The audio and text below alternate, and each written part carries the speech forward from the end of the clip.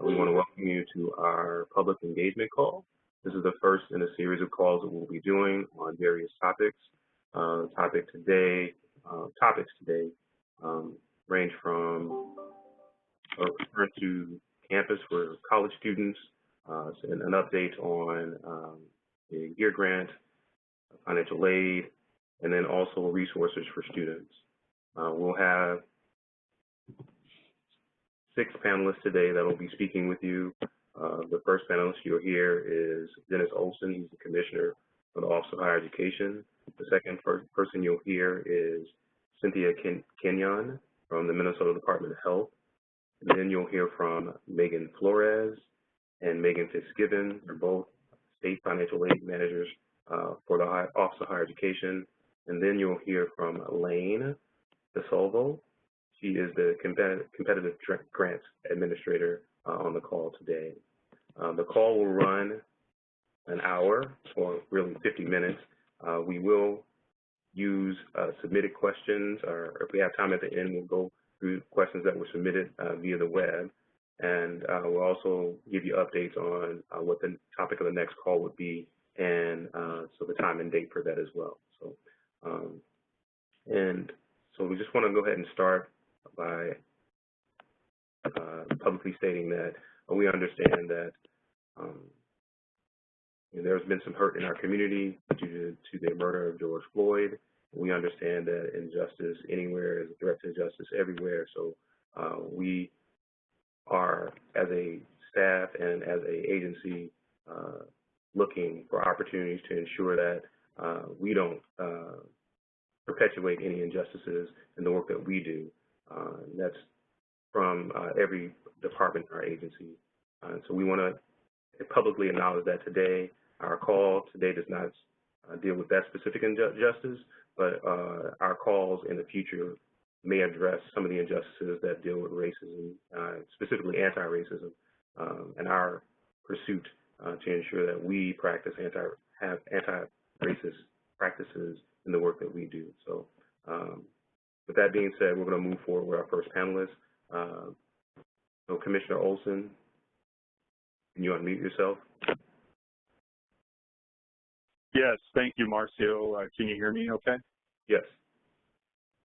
Great. Well, thank you, everybody, to our attendees who've taken the time to join us this morning on our first engagement call. We really appreciate it, and hoping that this is a smooth experience for you, and hoping that we have, as Marcio said, plenty of opportunity to continue to update you on key issues that are impacting higher ed in Minnesota, impacting our students, staff, and faculty, as well as potential challenges we may face as we continue to navigate the issues that Marcio raised, as well as the impact of the COVID-19 pandemic.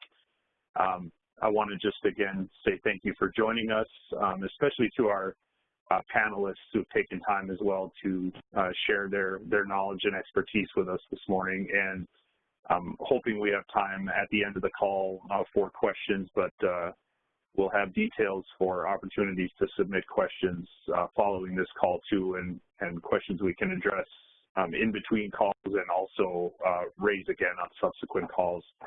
I wanted to let everybody know that the Office of Higher Education really worked hard during this last legislative session, really, at the start of the coronavirus pandemic, to make sure that we were providing as much relief as possible to students and really do everything we could to hold them harmless throughout this. We know that there was significant disruption in educational opportunities for our students.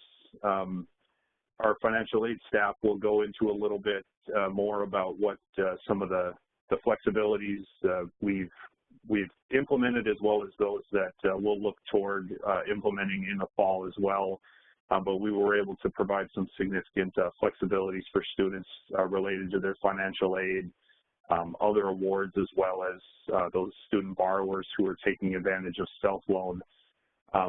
For executive action, we've seen the governor signed executive orders specifically addressing higher ed. We had in the middle of spring semester a Executive Order 20-56, which provided an opportunity to resume some limited spring in-person courses. This was limited only to students in their final term or those students that were near graduation or slated to graduate. Of course, higher education was mentioned specifically in Executive Order 20-63. That was also kind of known as Phase 2 of reopening the Minnesota economy.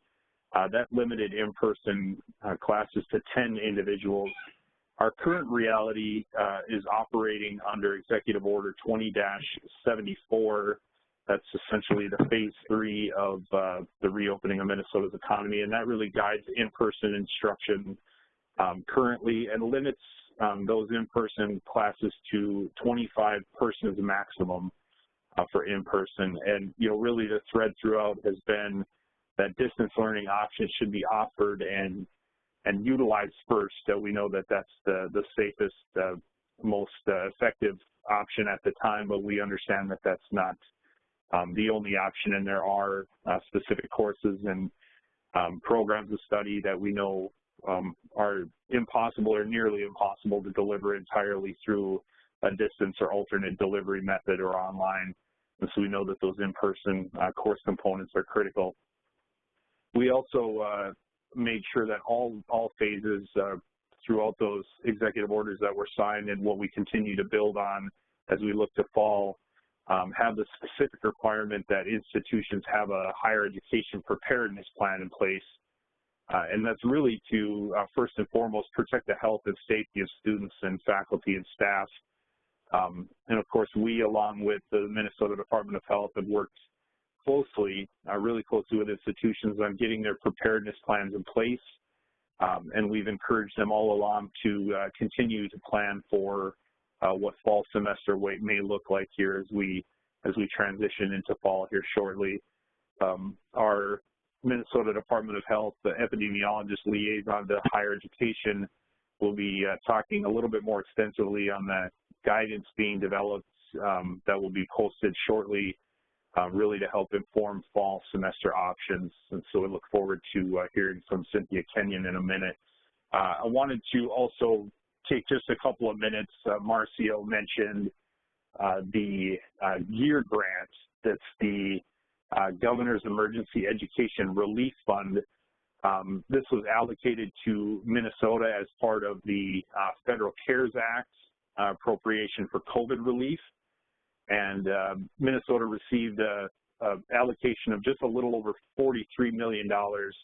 And of Minnesota's total allocation, higher education specifically was allocated $5.3 million of that fund. We know that the B through 12 system, or the K-12 system, has significant needs as well. Our districts, particularly districts in greater Minnesota, have been disproportionately impacted by COVID-19, and we know that you know, the deployment of technology and connectivity and internet resources was incredibly challenging for some parts of the state and in some communities of the state. And so a large majority of that allocation is going to provide relief to those school districts most impacted by COVID-19. But on the higher education side, of that $5.3 million allocated to higher ed, small direct grants were made to 3 tribal colleges, so $100,000 each to 3 of our tribal institutions in the state, our tribal college institutions. The remaining amount, that is $5 million, is going to be awarded through a competitive grant process administered by the Office of Higher Education. And for those that may not yet be aware that are on this call, the RFP was released on June 29th. And there are 2 funding priorities identified in the RFP, both really to provide emergency support through grants to institutes of higher education serving students in Minnesota that the governor determines have been most significantly impacted by COVID-19. This is also to support the ability of those institutions to continue to provide educational services, as well as support the ongoing functionality of the institution. There are 2 specific funding priorities within the RFP identified. The first is to support post-secondary faculty as well as teacher candidates, particularly those from underserved communities, in adapting instructional resources related to teaching and learning, as well as their own professional sustainability to respond to disruptions in learning due to COVID-19. And then the second, similarly aligned to what I had mentioned in the K-12 system, is the need to fund supports related to technology and remote learning at the state's public and private institutions, particularly in support of low-income students, students of color, Indigenous students, American Indian students, and students with disabilities. And so I had mentioned the RFP was released on June 29th. There is a specific requirement form. That form is due to the Office of Higher Education on July 17th, and that just ensures that our grant review team has the opportunity to turn this funding around more quickly, and so we'll have a better idea with an intent to submit form, who may be applying, and we'll be able to address our internal capacity and adjust based on how many of those we receive. Proposals will be due by July 24th, and then shortly thereafter, the review team will meet, the external grant review team will meet with the hopes of having funding out to institutions by early August. And so there's $5 million there addressing those two of the priority areas. And so if you haven't yet seen the announcement or the RFP, there is a website on the Office of Higher Education website specifically for GEAR, for the Governor's Emergency Education Relief Fund.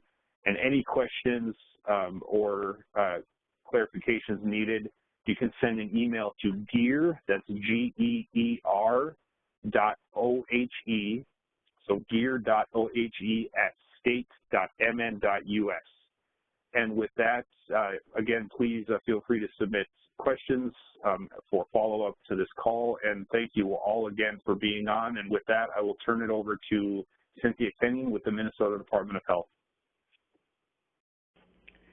Thank you, Commissioner Olson, and thank you again for inviting me to be on this call. I'm just going to give a brief overview of how the Minnesota Department of Health has worked with the Office of Higher Education and colleges and universities in Minnesota over the last several months as we've navigated COVID-19 and then also try to plan for this fall in an effort to return students and faculty to campus and to a learning environment in whatever format that is. So as Minnesota continues to see community transmission of COVID-19 and the need to minimize its spread, we recognize that a balance must be struck in how educational opportunities are offered. Thus, when planning for the return of on-campus instruction at colleges and universities, which some colleges and universities are planning to do, it is important that everyone take steps to reduce transmission opportunities and minimize risk to people at high risk, but while also supporting the importance of having strong higher education sector that supports students and communities and faculty and staff. To do this, MDH has been working closely with the Office of Higher Education and the colleges and universities in Minnesota to implement guidance. And these guidance, with the main goals being guidance that includes supporting social distancing as much as possible on campus, including in the dining halls, in housing, in classrooms and other learning environments, throughout other settings, so if you think of activities or other gatherings on campus, having expectations of face coverings while on campus, and creating plans to accommodate for high risk and vulnerable populations. We've also been working with colleges and universities to address testing concerns, and that's actually been a state agency level priority, is how do we ensure that we have the right testing capacity come this fall. And then also for universities and colleges, especially those that have residential campuses, to have isolation and quarantine plans. So we're going to continue to work closely with colleges and universities in Minnesota, as well as the Office of Higher Education, to navigate the plans for this fall. We have been working based off of both the CDC guidance, the American College Health Association guidance, and then also we've put together various work groups with the colleges and universities and Office of Higher Education themselves to discuss how do we best implement some of these recommendations in a way that works for higher education here in Minnesota, but then also helps minimize the transmission of COVID-19 on campus. Now, we do expect to see COVID-19 on campus, and as we continue to see cases occurring in Minnesota. So the other piece of this is how do we make sure that we're able to respond to that quickly and effectively and assure that students, faculty, and staff have the resources they need, but then also have the direction they need to make sure that we minimize spread as much as possible. So again, we have been working closely for the last three months, and we will continue to work closely. We do have our current guidance posted on MDH's website and other resources for higher education if any of you are interested. We will be posting updated guidance probably in the next couple of days, and maybe as early as next week. So if you haven't visited our website, please do. And thank you for having me on the call today.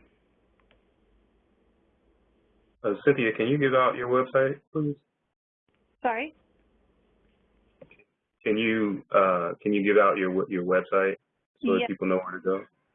Sure. So I'm just going to give you the main COVID website, and then there is a, I'm just looking it up for all of you.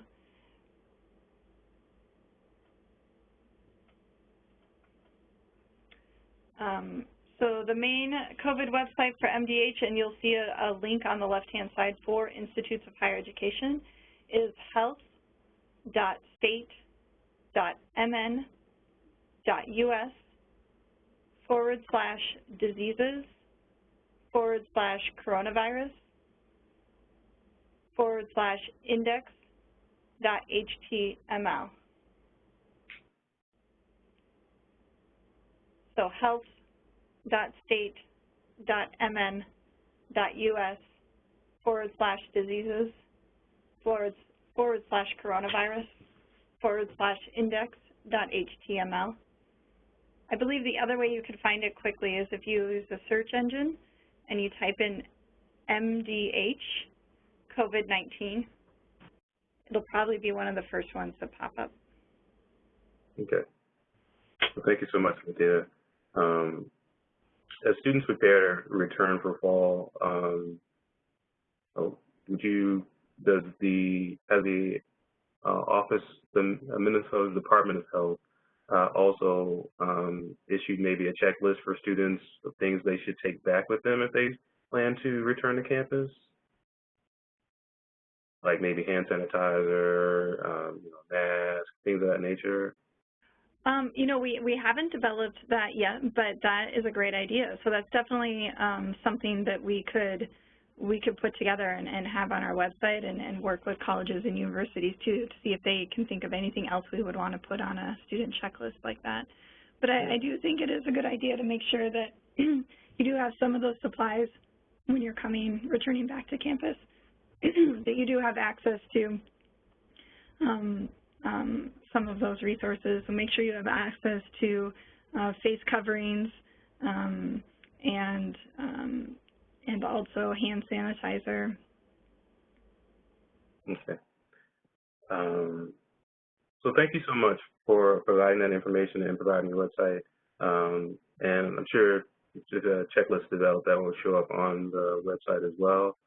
Just want to make sure that students are getting all the information, or most updated information that they can receive in terms of how institutions are to protect them, or to what measures institutions are to take to protect students from contracting the coronavirus while they're there on campus. So, yeah, if you don't mind me interrupting real quick, I should have pointed that out. I can tell you that the institutions have been meeting with MDH weekly since I think March, and so just from that attendance alone and the involvement in providing input to various working groups, I can tell you that the Institutes of Higher Education in Minnesota are taking this very seriously and are trying to find a balance between providing the education that students expect, but at the same time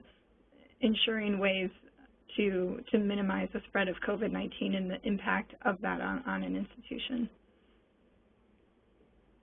Well, thank you so much. I appreciate that, and hopefully we can have you back to do some updates with us in the future on future calls, as we know that this will be kind of an ongoing, evolving type of planning in terms of how to attack or how to keep students safe from contracting COVID-19 while on campus. But definitely appreciate your time and your insight.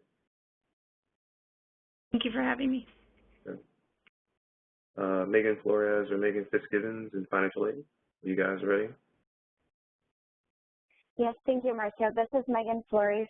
I'm one of the state financial aid program managers. Can you hear me okay, Marcia? Yes. Okay.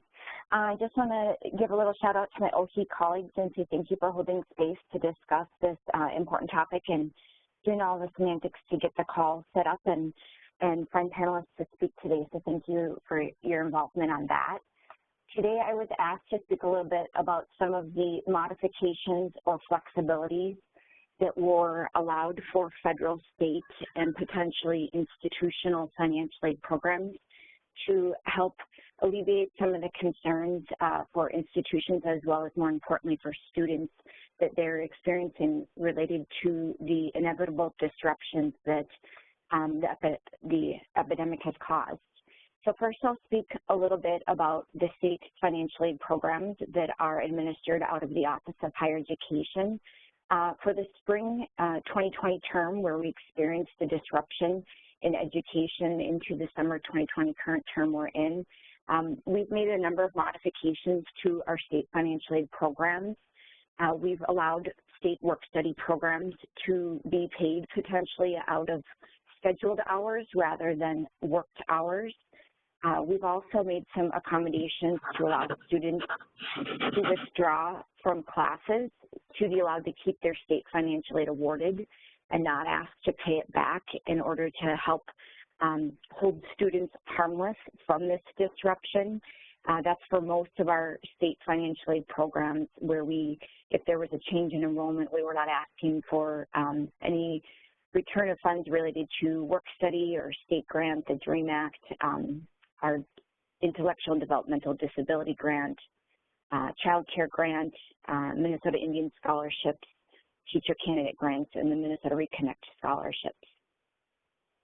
We also implemented a unit restoration, we call it, which is basically something where if a student had to fully withdraw from one of these terms because of a disruption related to COVID, potentially it was, family members' job loss or illness of the student or someone in their family, really anything that the COVID-19 emergency had an impact on that student and family that didn't allow them to complete the term and they had to fully withdraw, that student could earn back that semester of eligibility for the state grant, the child care grant, and the Minnesota Indian Scholarship Program, so that withdrawal term wouldn't count against their usage of the grant programs.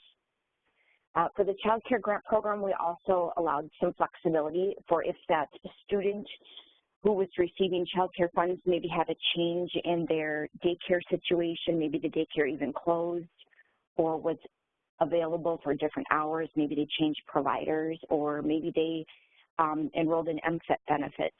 We allowed those funds to continue to be paid for those students even if they had any kind of change. We just kind of froze the funding and allowed the funding to be paid as it was paid at the time of disbursement.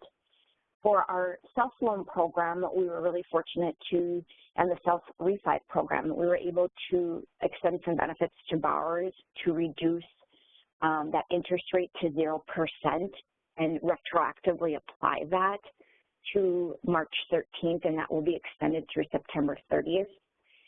We've also been able to process for about the self-loan and self-refi borrowers a 6-month forbearance.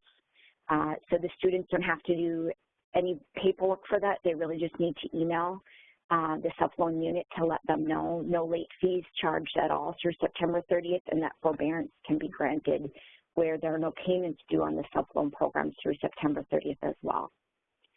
And then finally, at the state level, we also worked with our colleagues and our counterparts in Wisconsin.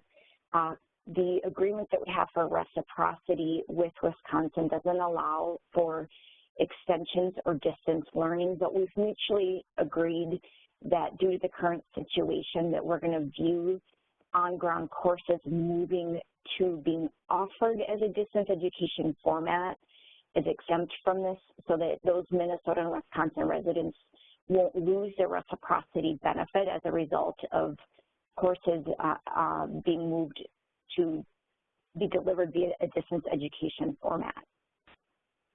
At the federal level, there were several changes as well. Again, the student loan relief is probably the big one that most folks have heard about in the news. During the COVID-19 national emergency, federal student loan borrowers were automatically placed into an administrative forbearance, which allows the borrowers to temporarily stop making monthly payments towards their student loans.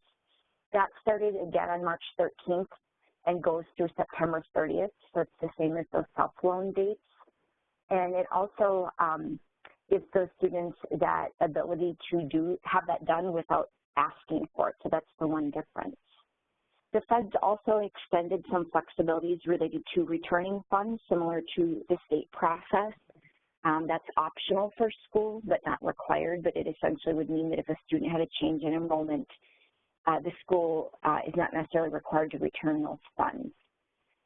The federal level change also impacted what we call satisfactory academic progress. All financial aid recipients at the federal and state level have to maintain certain academic standards tied to completing a certain percentage of the courses they attempt, as well as making progress towards graduation and holding a GPA that allows them to graduate and complete their program. So some flexibilities for how withdrawals were viewed during this time has been granted, as well as some flexibility in how students can complete some verification requirements that are tied to the FAFSA process.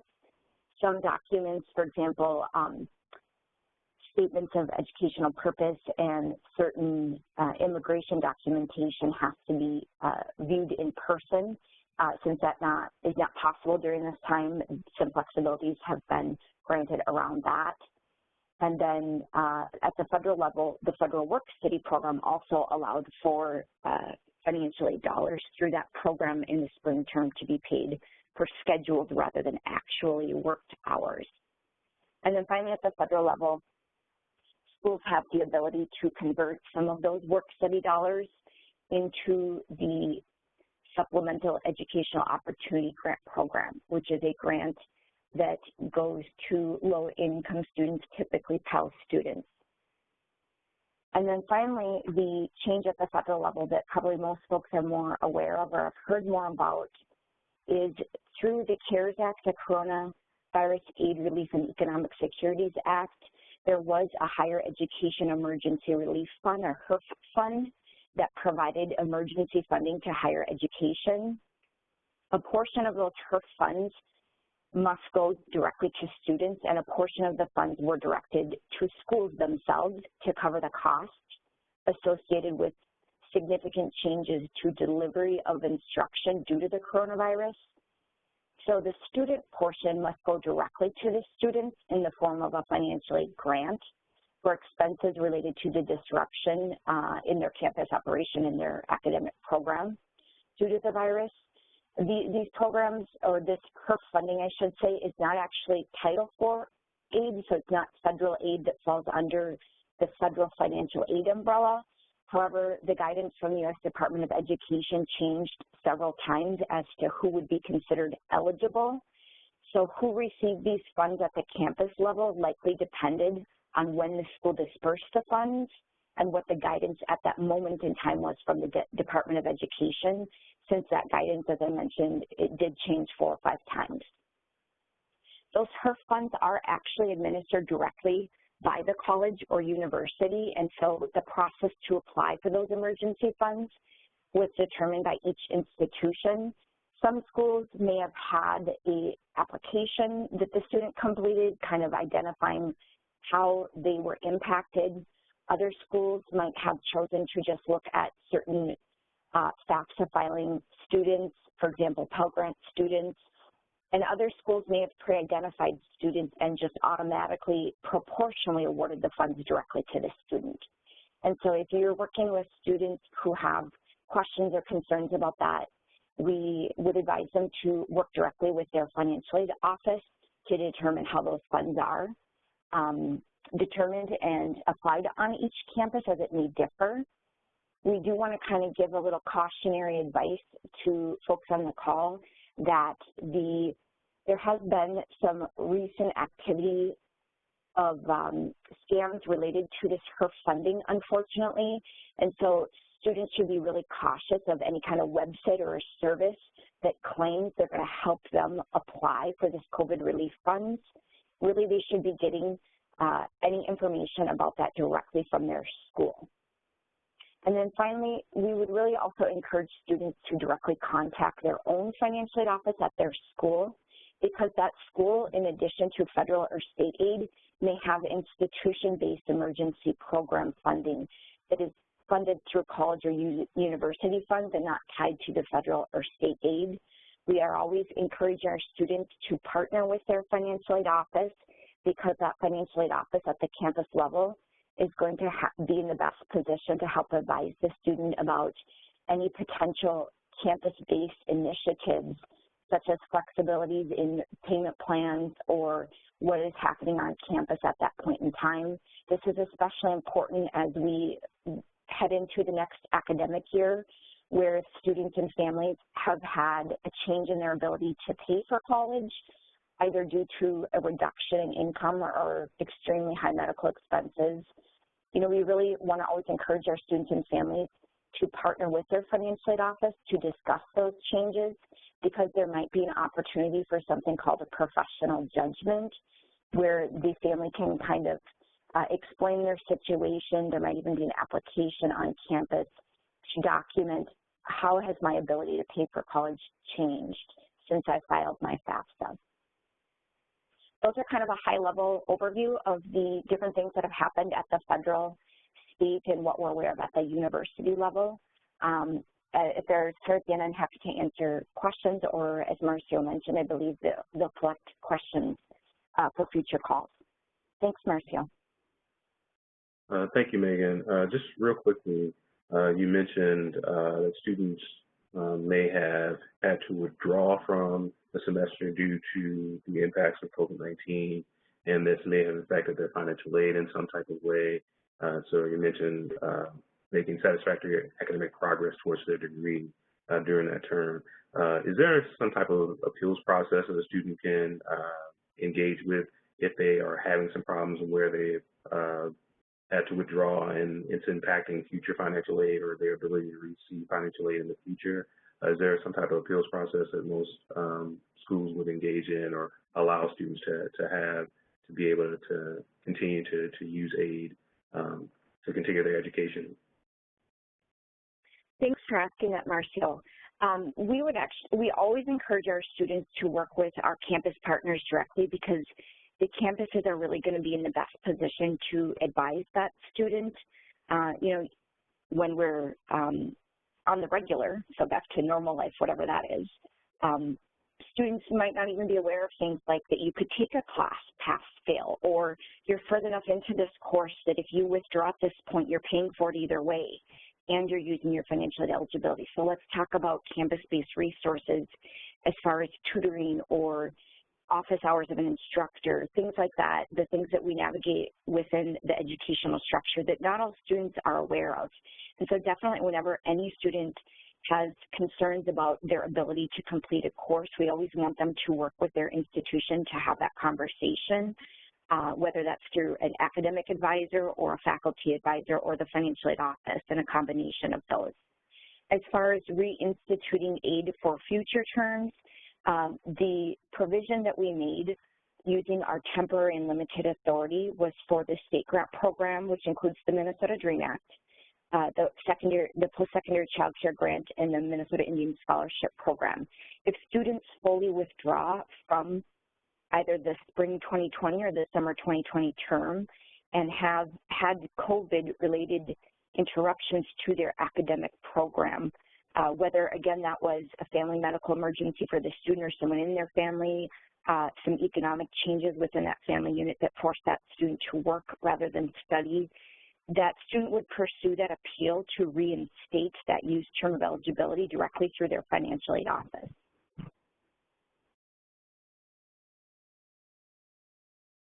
All right, thank you for clarifying that, Megan. Appreciate it. You're welcome. Now we have Lane on the call, Lane DeSola, our competitive grants manager. Hey everyone, my name is Lane DeSalvo. I am the competitive grants manager at the Minnesota Office of Higher Education, and I'm also very involved in basic needs resources for students that come out of our agency. So I'll just quickly talk about a couple of initiatives that we're working on or are a part of related to basic needs. First, kind of big picture, we are one of 15 agencies represented on the council, the Minnesota Interagency Council on Homelessness. And this is a council set up by the governor, and it promotes statewide collaboration on the issue of homelessness with both individual agency plans centered on this issue as well as enterprise-wide action plans. And the goal of the group is to create legislative, to not only change our own agency cultures around access for folks experiencing homelessness or basic needs insecurity, but to also come up with legislative proposals and advocate for initiatives related to these issues during the legislative session. So when we are on this council, we are advocating for students. That is our main concern.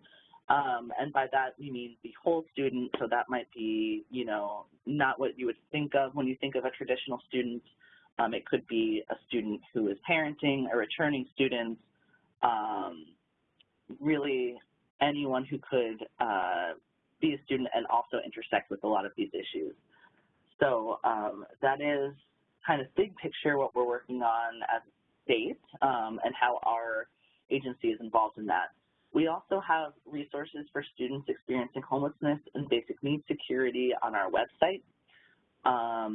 So on this page, we have general housing resources, community-specific housing resources, and then other resources related to access to public assistance, food pantries, information on admission and test fee waivers, and resources for those fleeing from intimate partner violence. So if you have a moment to check out some of those resources, if you're in need, then please feel free to access that on our website.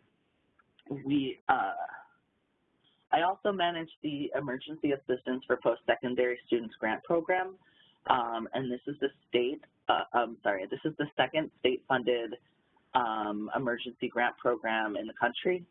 And currently, there are 14 colleges and universities that receive state funding to provide grants to students experiencing basic needs and security, including funds for rent, utilities, groceries, gas, to resolve transportation issues, childcare, et cetera. So on our website, there is a list of those colleges and universities who receive this grant. It is a competitive grant, and for those of you who might work in colleges or universities, we have that grant cycle every 2 years. So the next cycle will open up next spring. I just want to point out quickly that for those who are currently receiving this grant, there are 4-year colleges, 2-year public and private, 2-year colleges, public and private. There's a tribal college, and these are schools from all over Minnesota.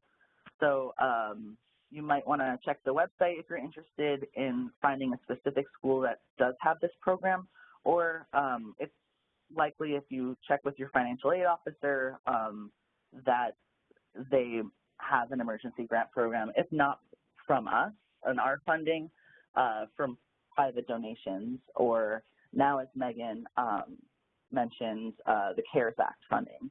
So it's definitely worth checking in with your financial aid office if you do have a need that comes up that might prevent you from finishing your academic career. Aside from that, we also partner with other agencies, colleges, and student organizations on the issue of basic needs.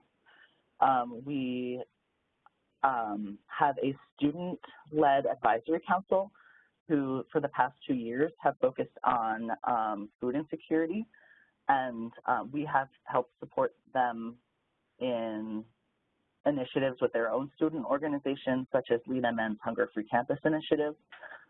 We present at student and professional conferences on this issue and provide some outcomes of our research on homelessness.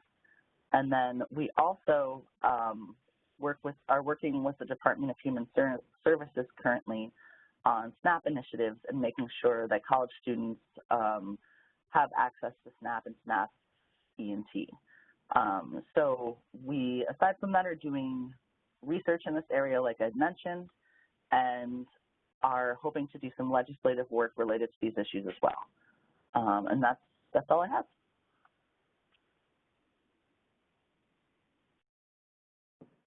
Thanks so much, Lane, for providing that information. It's truly helpful.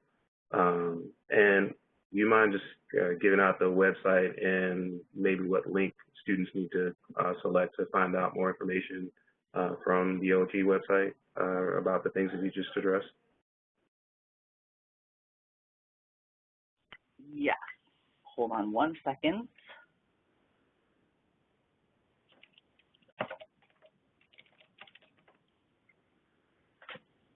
Okay, so on our website, it's www.ohe.state.mn.us, or you can just Google Minnesota Office of Higher Education and we should pop right up. You can, once you're on our website, it's the easiest way to go about this is to search in the little search box for homelessness or homelessness resources, and that page will pop right up. For a list of the emergency grant recipients, you will, same thing, kind of search in the search box for emergency assistance grants, and it'll take you right to the web page. So that's probably the most direct way to go about searching for these things. Yeah.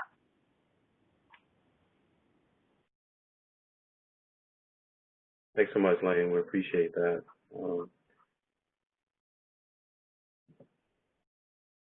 Now that you have had an opportunity to hear from each of our presenters, there were some previously submitted questions that came through our Microsoft Teams document.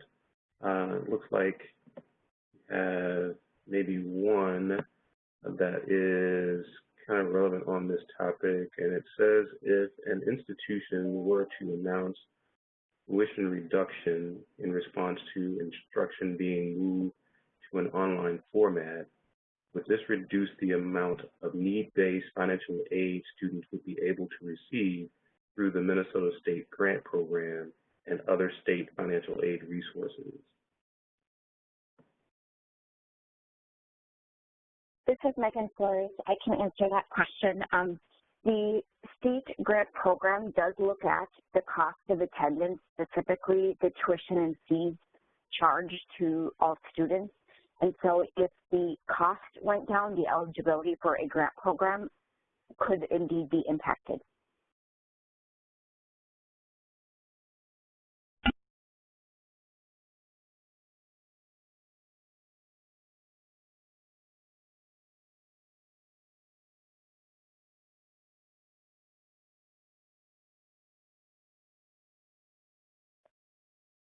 Okay, Megan, when you say impacted, I think the question was, could it be reduced? Is that something that would factor into the amount of financial aid a student would be able to receive being affected in terms of increase or decrease? Typically, if the cost of the institution is lower, the eligibility for the grant program is lower. But there's a number of different factors that come into play, and it can't really be universally answered because different students have different expected family contributions, so the way that we measure need. And so, you know, in general, if a institution costs less, a student who's eligible for the grant program generally receives a lower grant amount. Okay. All right. Thank you.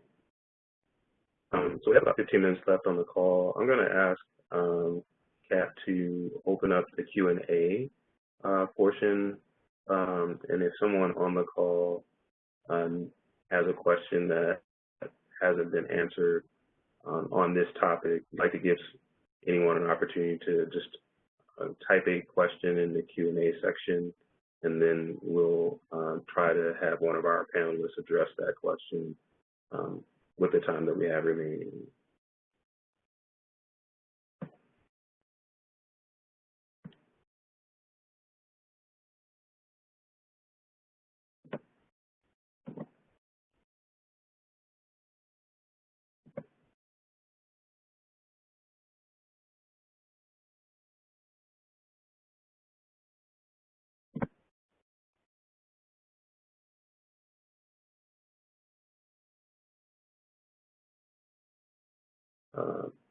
Megan,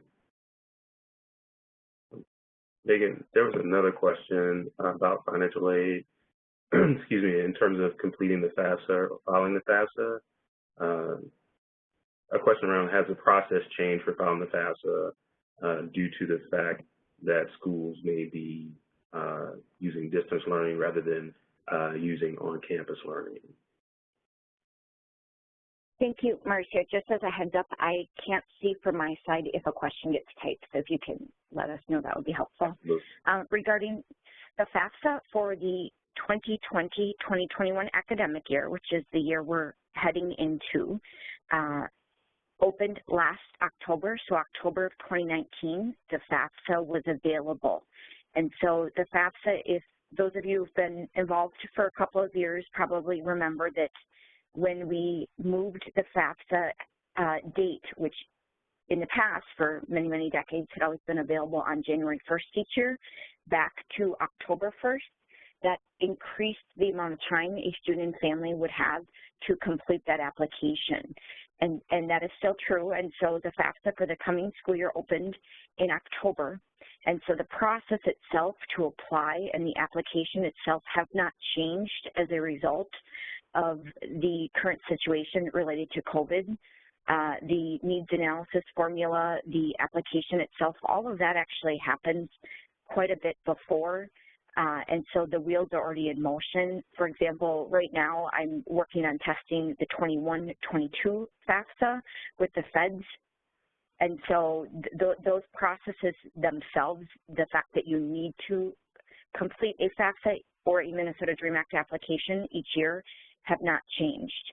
What may be impacted is that the FAFSA looks at what is called, as well as the Minnesota DREAM Act, both look at what is called the prior year. So when a student fills out the 2020-2021 aid year, the income information that is asked for peeks back 2 years to the prior year. So students and families complete the FAFSA using 2018 tax information. However, if a student or family has had a significant change in their income or their ability to pay for college, that is where the process, which I briefly mentioned in my remarks, called professional judgment, may come into play.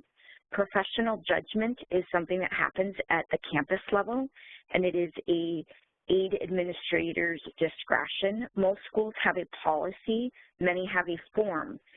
One thing I would note about that, however, is if a student already has a zero family contribution, they're already getting the maximum that they're eligible for in federal and state aid. And so doing a professional judgment process would not necessarily net that student additional resources. It would more be a conversation with their institution about payment plans, additional opportunities for figuring out how to balance the course load with the bill they have at hand. But that is one piece, professional judgment, where we may see some changes, but the application itself and how you initiate the ask for financial aid at the federal and state level has not changed as a result of COVID. Thank you, Megan. And looks like there was one other question. I'm not sure if this may be something we have access to, but the question is regarding they would like to know, or the person would like to know, if there's any additional help or any help for students with disabilities regarding financial aid to help them successfully attend a post-secondary school.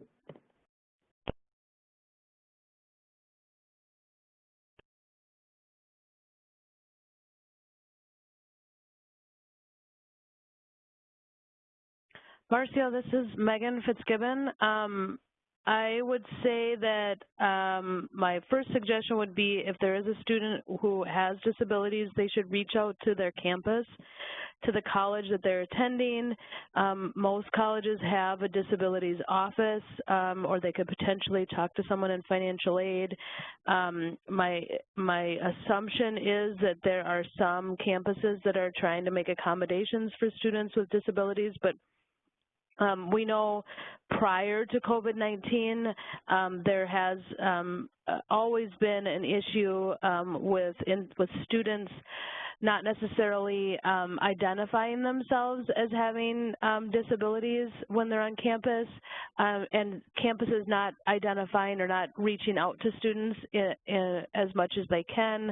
And so I think it would be really important if a student with disabilities is having issues accessing internet, the technology, all those things, that the best resource for information would be to contact the campus or the college that they're attending.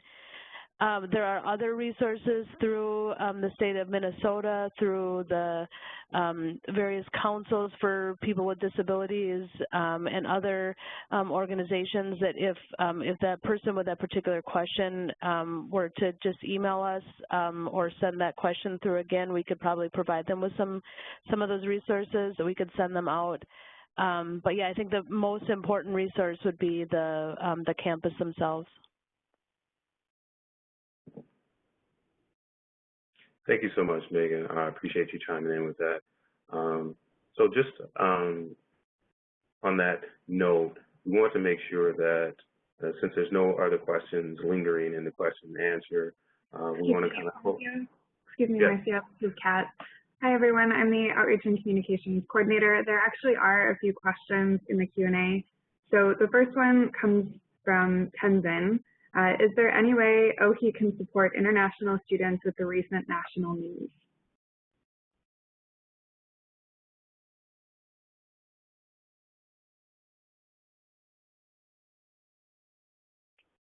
Dennis, this is Megan Flores. Do you want me to respond to that, or did you want to?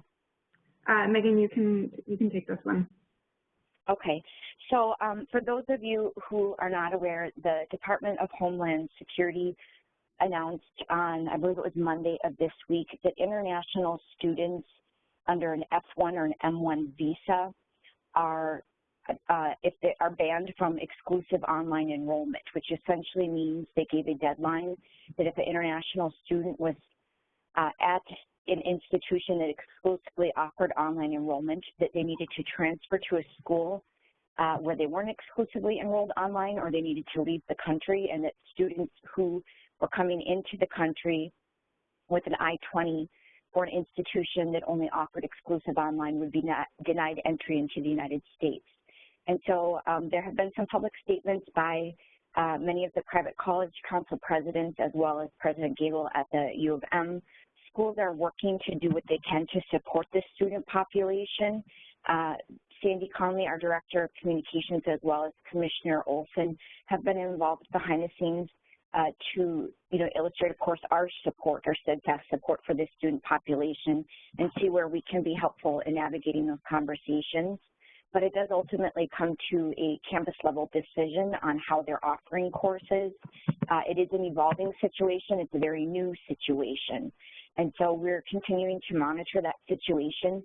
But overall, I would say as far many schools have quickly come to to the call and have answered and addressed this current and unexpected situation for international students, and overwhelmingly in support of finding ways to accommodate those students, to allow for coursework that would, potentially be hybrid, where the student would have, if they are at a hybrid school, they can have some online courses. That's fine. That's not a problem for the USCIS.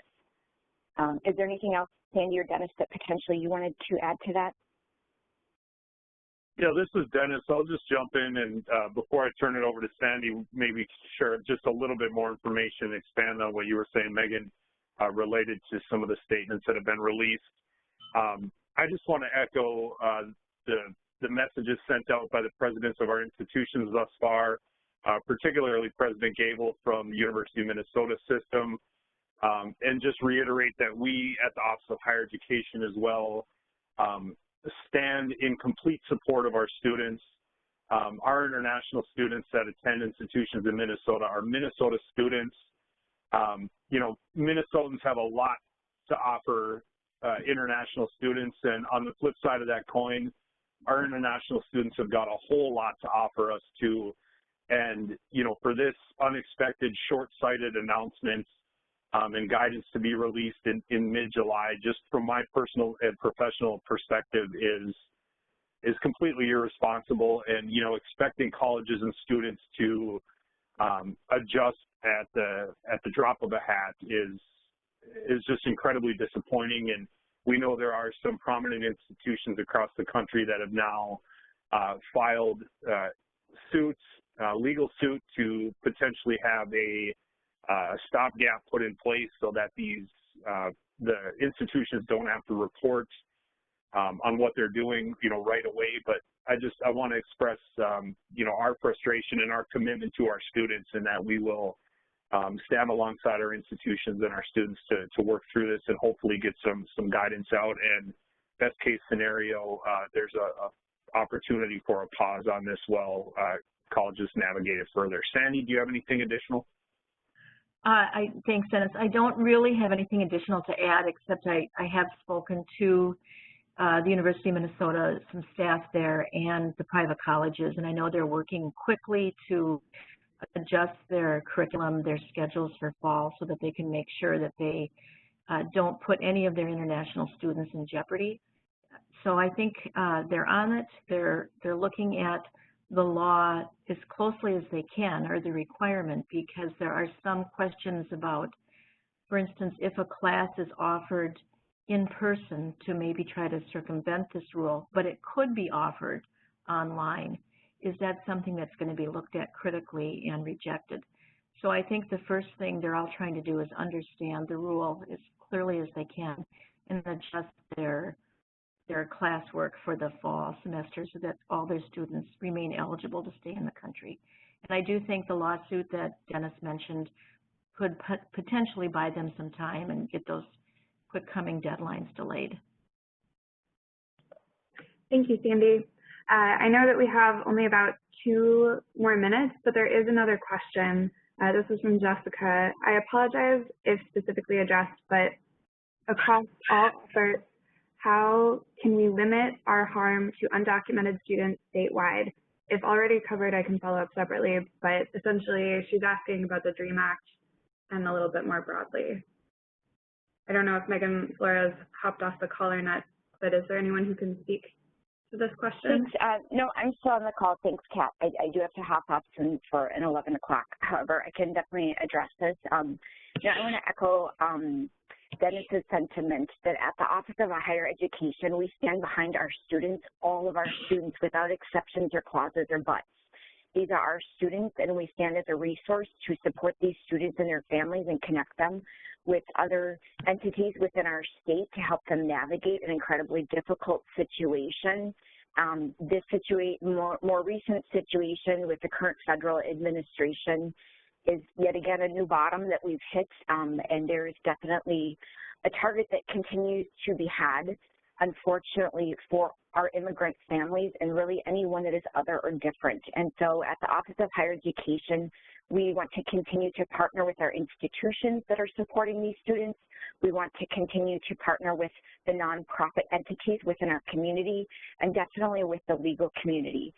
The recent decision by the Supreme Court of the United States to uphold the DACA program and reopen the program for new applicants for the first time since 2017 is something that we've been involved in, talking through situations with students on a one-on-one level, as well as updating our web materials and then directing students to legal benefits or legal resources and organizations to help them navigate that difficult decision and situation their families are working through.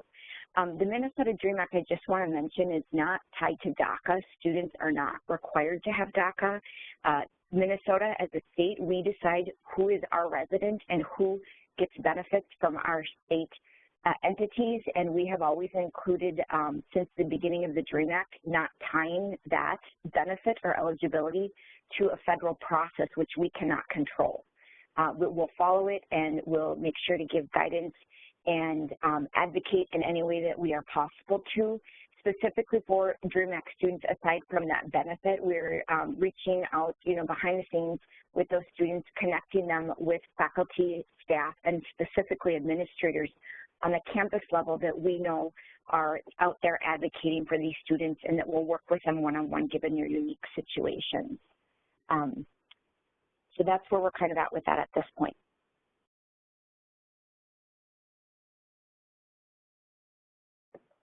Thanks so much, Megan. We are about 1 minute over, so it looks like we don't have any other questions or lingering questions in the Q&A. So we're going to go ahead and close out the call for the sake of time if you do have other engagements. So we want to thank everyone, for all the attendees, for taking the time to join us on this first call, and want to let you know how much we appreciate you being here with us today. I want to also thank the panelists, each of you, for all your insight and all your information, Commissioner Olson for your words of encouragement, and the stance that our office and your leadership is taking to protect students in every way, in every aspect. Lane, also Cynthia and Megan, both Megan Flores and Megan Fitzgibbon, and Sandy for providing information as well. Also would like to thank the team for putting together this public engagement call, and as I said before, the information that was provided in this call was also recorded, and all the information referenced on the call will be sent out in our email announcing our subsequent calls, which will be coming out next week. So you'll receive an email regarding our upcoming calls with information about links referenced on this call, as well as the recording. The next call will take place on July 15th at 10 a.m., so it'll be an hour long as this one is. We've confirmed panelists, but that discussion will be around equity on campus. So looking at racial equity and intersectionality in terms of how students are treated on college campuses. And so we'll be addressing those issues in the next call. And as I said in the beginning, each of our calls will have information around COVID, and also will have information around equitable issues that to be addressed on college campuses. So students are not only welcomed back safely, but also are treated equitably while they are pursuing post-secondary education. Once again, thank you all for joining the call, and we'll see you on July 15th at 10 a.m. Thanks.